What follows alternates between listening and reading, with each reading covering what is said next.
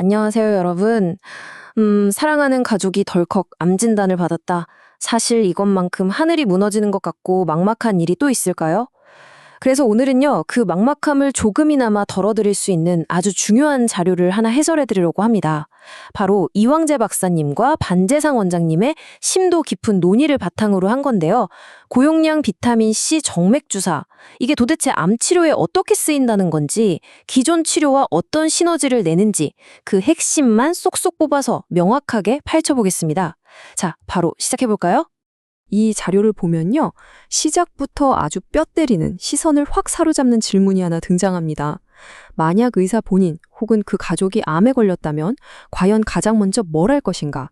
당장 고용량 비타민C를 맞을 것인가? 인데요. 놀랍게도 이 질문의 두 전문가는 정말 1초의 망설임도 없이 이렇게 대답합니다. 의문의 여지가 없다. 무조건 당연히 맞아야 한다고요. 와, 대단한 확신이죠?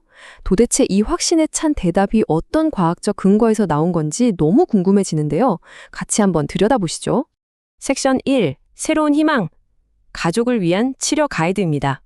이어서 섹션 2 섭취대 주사, 비타민C 투여 방식의 차이입니다. 우리가 흔히들 생각하잖아요. 에이, 비타민C 그거 그냥 과일 좀 많이 까먹거나 약국에서 파는 영양제 챙겨 먹으면 되는 거 아니야? 하고요. 근데 여러분, 우리가 질병을 예방하려고 먹는 거랑 실제 의학적 치료를 하는 건 완전히 차원이 다른 얘기입니다.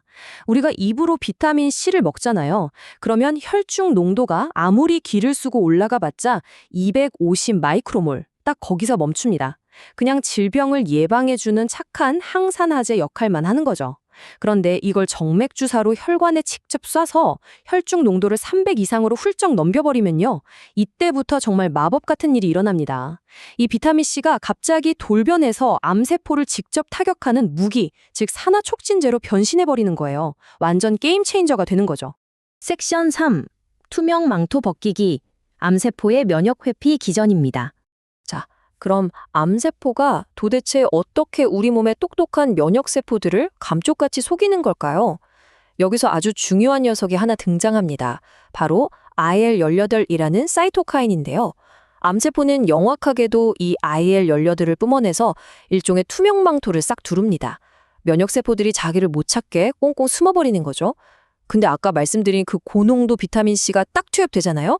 그럼 이 IL-18이 만들어지는 걸 꽉 틀어막아 버립니다. 한마디로 암세포가 얄밉게 쓰고 있던 투명망토를 쫙 찢어서 강제로 벗겨버리는 거예요. 이게 그냥 하는 소리가 절대 아닙니다. 쥐를 이용한 흑색종 실험에서 정말 명확하게 확인된 사실이거든요. 고용량 비타민C가 어떻게 암세포의 그 치사한 면역 회피 기전을 부셔버리는지 완벽하게 증명해낸 거죠. 생각해보세요. 투명 망토가 훌러덩 벗겨져서 발가벗겨진 암세포? 결국 우리 몸의 강력한 면역세포들한테 집중 공격을 당하거나 알아서 스스로 무너져 내릴 수밖에 없는 겁니다. 섹션 4. 시너지 효과. 기존 항암 치료와의 병행입니다. 사실 환자 가족분들이나 심지어 일부 전문의 선생님들조차 가장 걱정하시는 딜레마가 하나 딱 있죠. 아니, 비타민C는 항산화제잖아? 그럼 암세포를 독하게 죽여야 하는 항암제 효과를 오히려 방해하는 거 아니야? 하는 의심 말입니다. 이건 정말 치명적인 오해입니다. 왜냐하면 아까 제가 강조했었죠? 고용량 정맥주사 상태로 들어간 비타민C는 항산화제가 아니라 암세포를 팍팍 때려잡는 산화촉진제로 활동한다고요. 그러니까 기존 항암 치료를 방해하기는커녕 오히려 그 항암제의 타격력을 미친 듯이 끌어올려주는 엄청난 시너지 효과를 낸다는 겁니다. 이게 바로 이 해설 자료의 핵심 팩트예요. 병행 치료가 독이 될까봐 무서워할 게 아니라 오히려 암세포를 무너뜨릴 가장 강력한 무기가 되는 순간인 거죠. 자, 그럼 여기서 질문. 세상에 암 종류가 얼마나 많은데 그 모든 암에 다 이 비타민C가 마법처럼 똑같이 효과가 있을까요?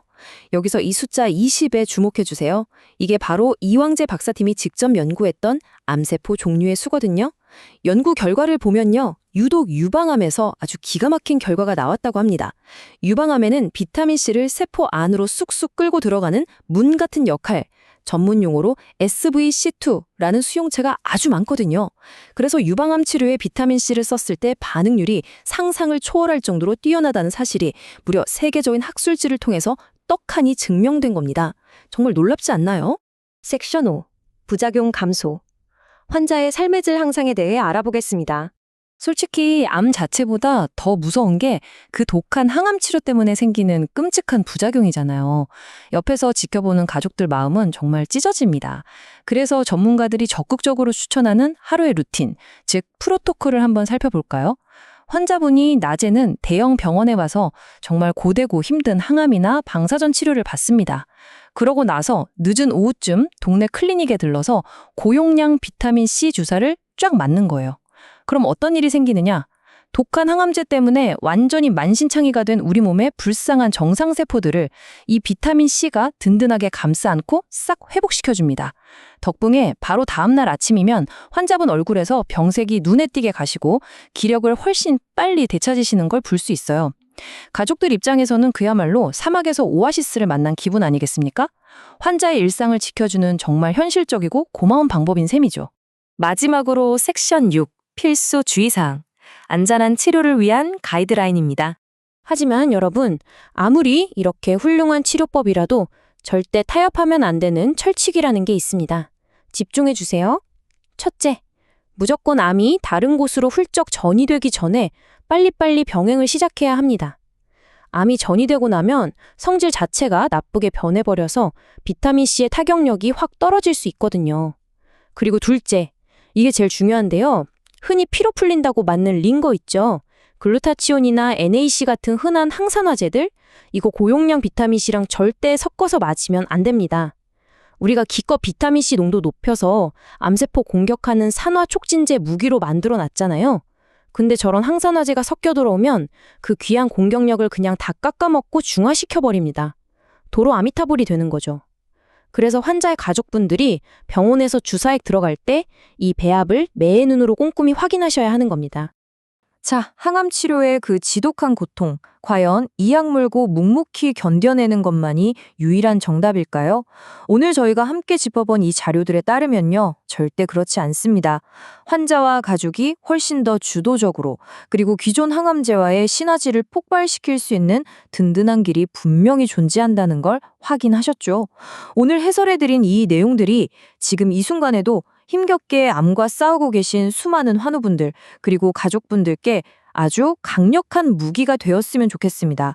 당장 내일이라도 담당 의사 선생님과 이 치료법의 병행에 대해 좀 더 희망차고 긍정적인 계획을 논의해 보시는 건 어떨까요? 여러분, 절대 포기하지 마시고요. 우리 계속해서 공부하고 질문하면서 희망을 찾아 나갑시다. 시청해 주셔서 감사합니다.